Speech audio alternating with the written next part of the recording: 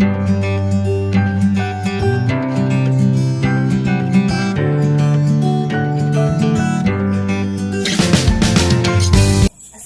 warahmatullahi wabarakatuh. Terlebih dahulu, saya ingin memperkenalkan diri saya.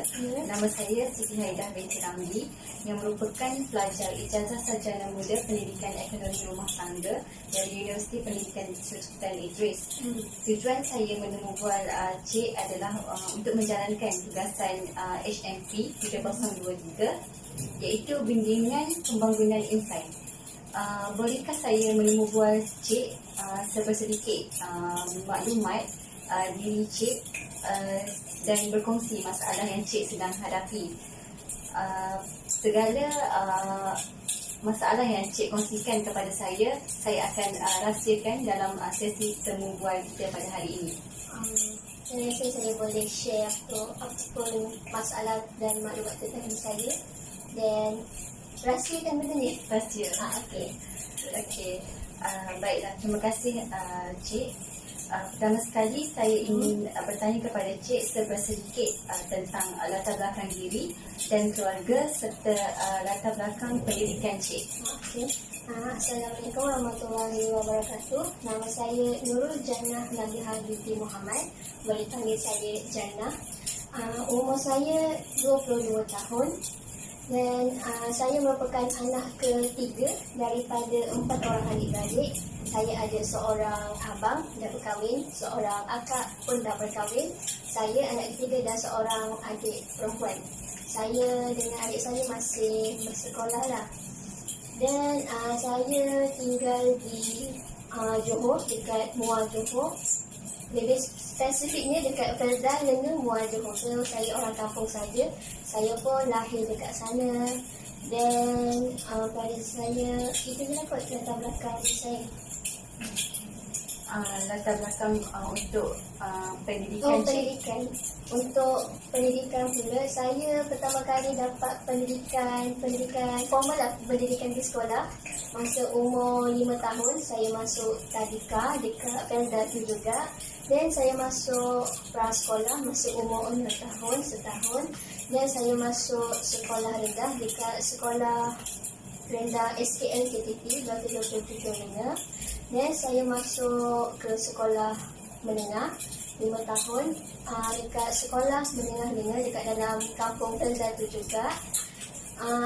Seterusnya saya melanjutkan pelajaran ke STPM di sekolah Sultan Alauddin Hidayat Shah 1 Pagoh. Dan seterusnya saya melanjutkan pelajaran ke Universiti Pendidikan Sultan Idris. Sekarang saya berada di SEM 4 mengambil ijazah sarjana muda sejarah dengan pendidikan. Dan masa SPM dan PT3 saya ambil dekat sekolah menengah Lenga tu jugalah. Dan SPM pun saya ambil dekat sekolah. Baiklah Cik, terima kasih atas perkongsian sebentar tadi. Seterusnya, apakah kekuatan dan kelemahan diri Cik Jannah yang ingin pertingkatkan dari semasa ke semasa? Baiklah, pada pendapat saya tak tahu, tapi yang saya dapat rasa saya ada, mungkin saya tak nampak tapi saya rasa macam ada 2 je kekuatan diri saya. Saya seorang yang mudah menerima ataupun saya macam reda je lah apa segala benda yang terjadi dekat dalam diri saya. Baiklah, sebagai contohnya, sebenarnya daripada kecil lagi saya minat untuk menjadi seorang doktor. Bukan untuk orang, doktor untuk haiwan lah, doktor veterina. Tapi saya rasa saya bakat tak ada, pencapaian pun tak ada, saya hanya minat sahaja. Jadi masa SPM, masa tingkatan 4 dan 5 tu, saya ambil subjek sains student. Kita kena belajar biologi, kimia, fizik dan admit lah. Dan sebab saya betul-betul nak pursue untuk ambil bidang doktor haiwan tu lah, kedoktoran lah. Tapi mungkin saya tak ada rezeki dekat bidang tu sebab saya nak masuk tu. Kalau nak masuk bidang tu, saya rasa kena ambil matrikulasi. Tapi saya tak beli nombor PIN untuk daftar matrikulasi tu. Jadi saya macam tak apalah, kita terima je lah dengan segala benda sebab mungkin kita tak ada rezeki kat dalam bidang tu. Mungkin kalau saya masuk matrikulasi pun mungkin saya tak dapat mendapat pencapaian yang baiklah untuk meneruskan pelajaran saya. Sebab masa tu saya rasa saya boleh ambil sains tu sebab saya rasa keputusan SPM saya pun pada saya okey lah. Yang lain semua dapat A, alhamdulillah. Kecuali subjek sains student ni saya dapat B. So rasa macam walaupun B mungkin ada sedikit peluang lah nak masuk sains tu. Tapi yelah, kalau kita tak ditakdirkan untuk kita, tak tertuliskan sesuatu benda tu untuk kita, kita tak boleh nak paksakan. So saya terima dengan hati terbuka lah. Dan itu je lah yang pada pendapat saya terima je apa yang berlaku, yang dalam hidup saya terjadi, apa sahaja yang terjadi dalam hidup saya. Lepas tu kekuatan lain dalam diri saya rasa saya seorang yang jujur. Saya suka bercakap jujur. Saya tak perasan benda ni, tapi semenjak masuk universiti ni, sem lepas lah saya start masuk saya start duduk college, duduk dekat luar, duduk dekat jauh daripada family. Saya mula bergaul dengan kawan-kawan yang baru kan, sebab yelah first time masuk college. Sebab sem 1 dan sem 2 kami belajar secara online. So tak perlulah face to face ke, tak perlulah datang ke kelas ke, semuanya hanya dalam alamannya saja kan.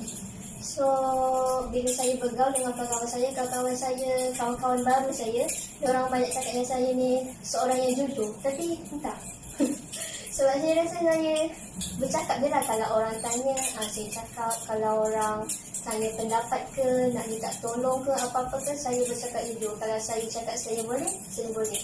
Kalau saya cakap saya tak boleh buat, ataupun mereka minta pendapat saya tentang sesuatu perkara, kalau benda tu tak baik ke, tak bagus ke, perlu diperbaiki ke, saya akan cakap juga.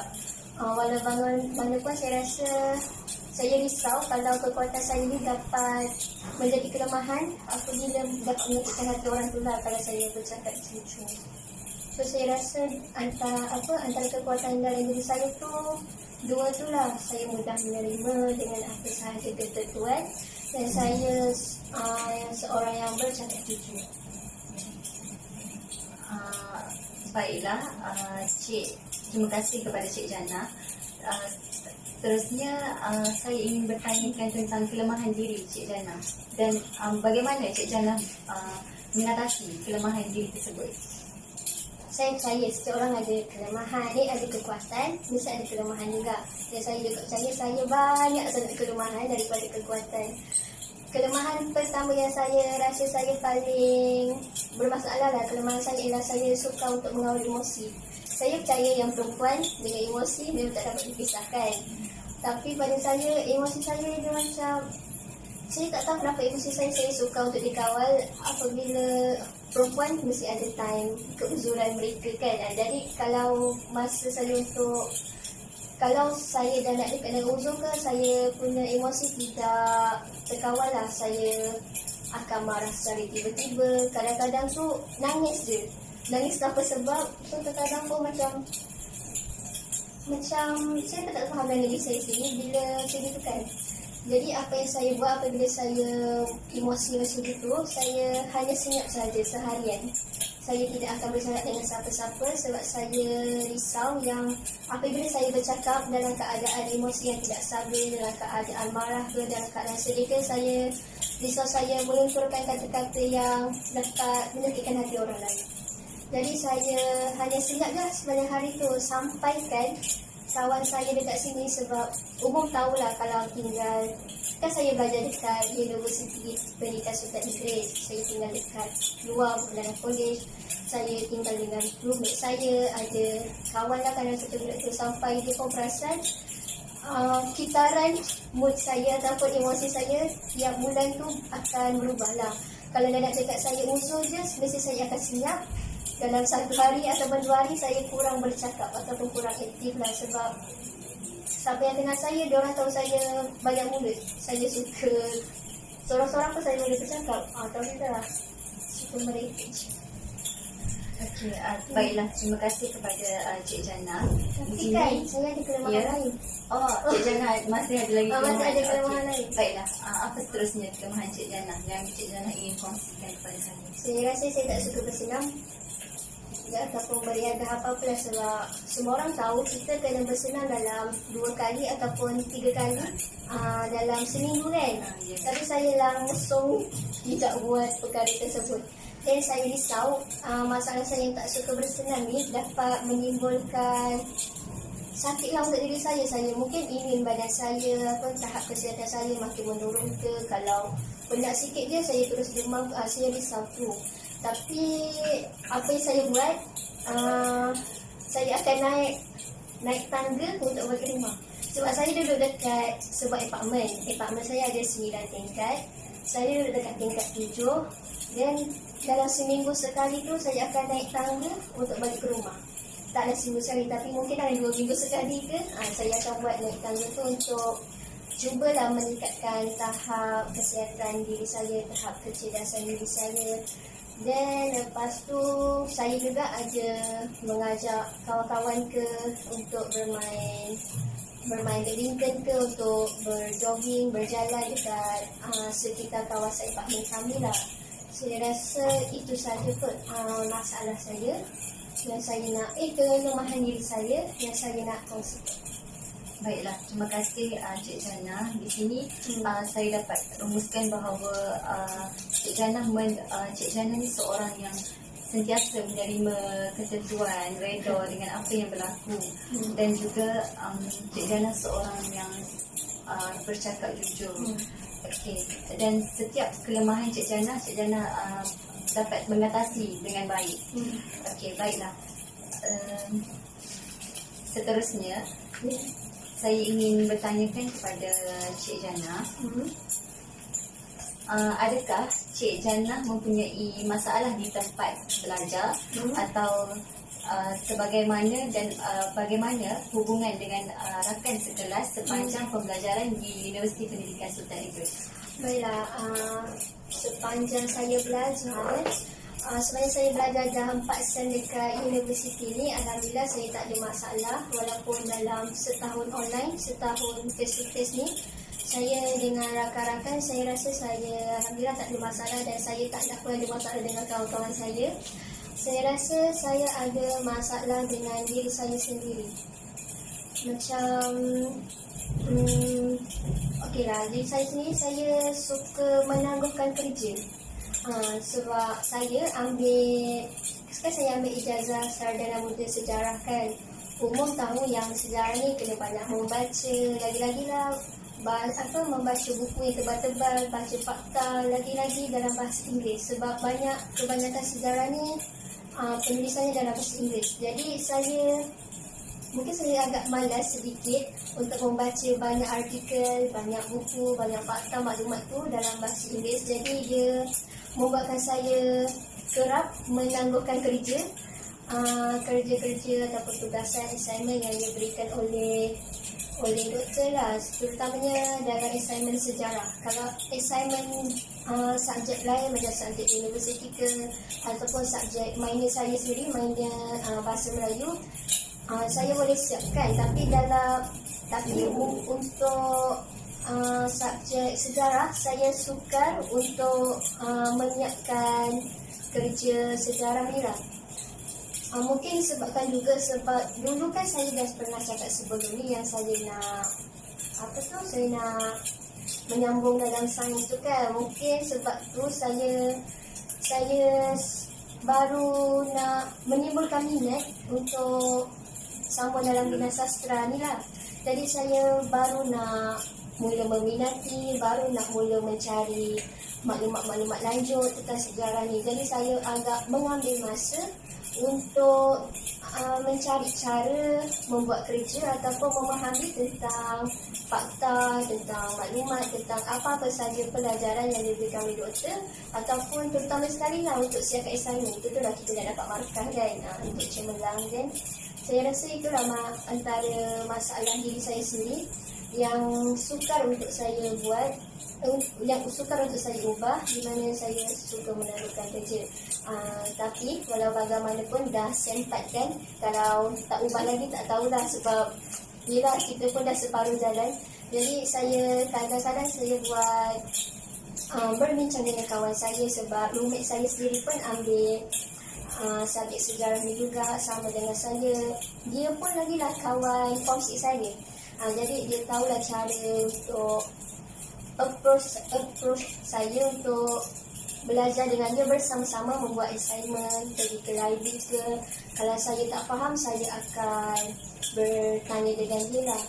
Dan untuk masalah ni juga, untuk sekolah tangguh kerja ni juga, saya kadang-kadang saya buat list kerja assignment yang perlu dihantar. Dan kalau benda tu kena hantar juga tu, saya terpaksa lah buat untuk elakkan penangguhan kerja ni lah. Jadi saya rasa untuk diri saya sendiri jugalah, saya kena siapkan kerja. Saya rasa saya ada masalah diri saya juga yang lain. Dalam tempat baru ni, sebab masa SEM 1, SEM 2 saya belajar secara online. Tidak face to face, tak perlu pergi ke sana, tak perlu pergi ke kelas, tak ada pergerakan secara fizikal lah kan. Jadi masa SEM 3, SEM lepas lah, saya baru bermula tinggal di luar, jauh dari keluarga. Jadi saya rasa masalah diri saya sendiri, saya sukar untuk berdikari. Saya perlukan seseorang untuk menolong saya membuat sesuatu perkara. Sebab saya macam, contohnya lah kan, masa SEM 3 awal dulu saya masuk, saya kalau nak pergi ke mana-mana, saya memerlukan kawan saya untuk tolong saya buat benda tu lah dengan baik. Kalau tak, saya cuan. Contohnya dulu, saya pernah salah naik bas. Patutnya dekat Universiti Pendidikan Sultan Idris ni ada 2 kampus kan, kampus lama, kampus baru. Dan saya tinggal dekat Taman Bahtera yang memang ada pengangkutan bas disediakan lah. Jadi saya kena pergi ke kampus lama. Dan tapi saya salah naik bas, saya naik bas ke kampus baru. Tapi saya yakin yang bas tu ada tulis depan dia, tapi mungkin silap saya lah, tak tanya dengan driver ke, tak tanya dengan pelajar lah yang beratur kan untuk pergi ke kampus lama. Jadi saya rasa situasi tu membuatkan saya sedar yang saya ni bermasalah dalam suka untuk berdikari. Sebab masa tu kawan saya tak ada, jadi saya seorang kena pergi kelas. Jadi perkara tu buat saya sedar yang berdikari tu penting, dan saya tak ada ciri-ciri untuk berdikari tu dalam kehidupan sekarang ni yang jauh dari family, yang jauh dari family. Kalau tak, dulu family ada kan, kat sini family ada, kat sana family ada. So kat sini memang semua sendiri. Jadi saya rasa itu antara masalah diri saya lah.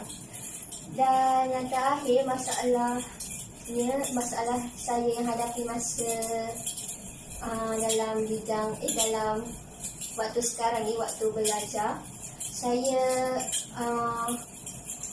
mudah gelabah. Sampai sekarang pun macam saya gigil-gigil, dia macam lagi-lagi lah kalau kita sekarang kan ada pembentangan face to face. Saya mudah nervous, saya malu, saya gelabah lah untuk bercakap di halayak ramai. Sebab dia memang banyak perbezaan. Kalau dulu kan secara online, kalau tak buka kamera pun tak apa, tak perlu lihat ramai orang. Tapi sekarang, walaupun kelas tu ada 40-50 orang pun, saya malu lah untuk bercakap lah depan halayak ramai. Ada contohnya kan dulu masa SEM 3, tapi sekarang pun terjadi juga. Kalau saya nak bercakap menggunakan mic itu akan, tangan saya menggigil, mic itu pun akan bergetar. Dan orang akan lihat lah dan nampak saya punya masalah tersebut. Jadi untuk masalah ni kan, apa yang saya boleh cari jalan penyelesaiannya, saya akan cuba berlatih bercakap di hadapan cermin. Lalu saya boleh katakan berangan je lah, kita cuba untuk menaikkan keyakinan diri sendiri untuk bercakap lah. Saya rasa itu saja masalah saya yang saya hadapi masa belajar dekat sini. Baiklah, terima kasih Cik Jannah atas perkongsian masalah di tempat belajar tersebut. Jadi, bagaimana langkah untuk mengatasi masalah jika berlaku di luar waktu pembelajaran? Sebagai contoh yang saya dapat berikan, mungkin Cik Jannah pernah mengalami masalah peribadi, masalah keluarga, atau masalah dalam percintaan, atau masalah sebagainya. Dan bagaimana cara Cik Jannah untuk menyelesaikan masalah tersebut? Bila untuk masalah luar daripada bidang pendidikan ni, saya rasa saya percaya yang setiap orang ada masalah dengan family. Walaupun tak besar tapi akan ada masalah macam perselisihan faham ke, apa ke, kan kena marah ke. Kalau kena marah sikit pun kita kadang merajuk kan. Okey, pada saya pula kan, masalah luar ni saya rasa saya membawa tanggungjawab yang besar, tanggungjawab daripada family saya kepada saya lah untuk menjadi anak yang berjaya. Mesti berjaya lah sebab okey, dia macam ni. Saya kan 4 orang adik-beradik. Saya anak ketiga kan. Saya merupakan anak ibu bapa saya yang pertama yang melanjutkan pelajaran ke peringkat yang lebih tinggi lah. Abang saya dia SPM, dia terus bekerja dan lepas tu kahwin. Dan akak saya dia sampai SPTM saja. Dan pun kahwin juga. Saya rasa mereka kahwin awal. Dan saya seorang saja yang mungkin dari kecil ada minat untuk terus belajar. Dan dari situlah mungkin ibu bapa saya nampak saya ni yang okey, kita macam dia nampak saya ni ada potensi dalam bidang pendidikan lah. Sebab masa UPSR pun saya alhamdulillah dapat 5A. Masa PT3 pun alhamdulillah juga saya dapat 9A. Dan masa SPM alhamdulillah yang subjek asas tu saya dapat semua A kecuali yang sains student tu lah saya dapat B. Dan STPM pun alhamdulillah saya dapat 3.8 ke atas juga alhamdulillah. Dan mereka nampak kat situ potensi saya untuk berjaya, mungkin berjaya dalam fahaman orang tu berjaya dalam bidang pendidikan lah. Jadi mereka telah memberi saya macam kemudahan. Mereka tak tunjuk yang saya perlu berjaya, tapi mereka tunjuk dalam tindakan mereka dengan memberikan saya gadget. Sebab diorang tahu saya nak belajar, dan mereka berikan saya gadget macam laptop baru, handphone baru. Dan kalau macam nak top up ke data ke untuk belajar online dulu masa satu sendok, mereka akan macam saya tak perlu minta, tapi mereka dah sediakan kelengkapan yang cukup lah untuk saya belajar. Jadi macam saya rasa takutnya kan macam diorang tak cakap pun, tapi diorang bagi saja. Jadi saya rasa macam terhutang budi ya. Saya rasa macam tak boleh ni, saya kena balas juga. Walaupun susah ke, perik ke, macam mana pun saya kena balas apa yang mereka bagi semua tu dekat saya. Sebab saya percaya bukan murah. Dan diorang juga, ibu bapa saya juga orang kampung saja. Mak saya kerja kilang saja. Ayah saya buruh kasar je, macam buat rumah ke apa-apa dia lah yang orang kampung buat. Dan saya nampak usaha mereka dalam untuk mewujudkan kemudahan untuk saya belajar tu ada. Saya rasa macam sangat tersentuh lah. Dan saya rasa tanggungjawab saya daripada amanah yang mereka berikan tu sangat tinggi. Dan saya rasa masalah tu lah antaranya yang saya perlu hadapi. Itulah sebab harapan mereka terlalu tinggi untuk saya. Saya risau yang saya mungkin akan mengecewakan mereka sedikit ke, akan macam memberi mereka sedih ke. Sebab kadang-kadang pun saya cerita tentang markah exam saya ke, kalau mereka tak faham kadang. So saya tak tahu macam mana nak terangkan. Kalau kita dapat B pun kadang, B plus pun kadang alhamdulillah. Kalau kita dapat A, tolak pun alhamdulillah. Tapi mereka macam kenapa tak A? Dia macam sakit juga kalau dia orang tanya cerita macam saya kadang diam je lah, tak tahu nak cakap apa lah. So macam saya cuma balas yang saya akan cuba belajar. Memang saya rasa hidup saya memang belajar je kot. So saya rasa itulah masalah saya dengan perkara luar. Saya rasa masalah lain, saya rasa keluarga juga lah, masalah ekonomi. Sebab kewangan lah. Tapi alhamdulillah saya dapat pinjaman PTPTN juga. Tapi sebab saya duduk luar college, saya kena menyewa rumah sewa. Kalau awak nak tahu harga rumah sewa RM1,125 untuk satu orang setiap sen. So rasa macam mahal lah. Walaupun dapat PTPTN, dia dapat cover yuran dengan duit sewa rumah ni lah. So untuk macam makanan ke, makanan ada je, cuma macam untuk kelengkapan harian dia. Sebab macam subjek sejarah dia ada banyak kajian lapangan untuk pergi tempat-tempat lapangan kajian sejarah lah. So memerlukan duit tambang ke, kat situ lah saya rasa saya ada masalah sedikit. Tapi walau bagaimanapun setakat ni alhamdulillah semuanya mencukupi, walaupun macam nyawa-nyawa ikan. Macam itulah. Saya rasa itu je masalah luar yang saya hadapi. Baiklah, terima kasih Cik Jannah atas perkongsian masalah Encik sebentar lagi. Seterusnya, saya teruskan dengan soalan yang terakhir. Apakah harapan untuk diri Cik Jannah dan rancangan masa depan 5 tahun atau 10 tahun yang akan datang? Saya punya harapan, saya memang nak saya habiskan ijazah sarjana muda saya dengan cemerlang. Walaupun tak cemerlang tapi naklah jadikan tu sikit, naklah juga. Dan saya harap saya dapat happykan family saya dapat balas balik biasa diorang lah. Sebab memang terlampau banyak yang mereka berikan untuk saya lah. Saya rasa sekarang pun mereka masih bekerja kot. Walaupun malam ada je ibu bapa saya bekerja waktu malam. Dan saya nak balas lah apa yang mereka dah lakukan untuk saya. Saya nak mereka duduk rumah je. Biar pula saya yang bekerja, yang cari duit, yang jaga diorang. So diorang hanya duduk rumah je, lepak, tak buat apa, tengok TV ke kan. Kalau diorang nak apa-apa saya berikan. Itu je lah saya punya harapan. Dan untuk perancangan 5 tahun akan datang, saya rasa itu dah nanti 2028 kot. Sekarang 2023, umur saya pun nanti dah 27 tahun.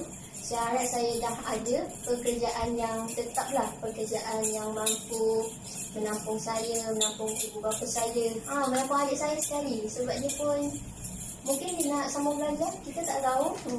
Saya nak menampung dia lah untuk kehidupan yang lebih baik daripada saya, daripada apa yang ibu bapa saya mampu berikan. So saya rasa harapan tu saya mampu capai dan mampu buat lah. Dan untuk 10 tahun akan datang, saya harap saya dapat sentiasa stabilkan apa yang saya harap tadi. Sentiasa harap tak ada apa-apa sebarang masalah lah, dan dapat umur yang panjang, kesihatan yang baik. Harap dapat ibu bapa saya pun diharapkan saya harap mereka dapat umur yang panjang lah, supaya saya dapat jaga mereka sampai bila-bila. Dan saya rasa itu je lah kot saya punya harapan.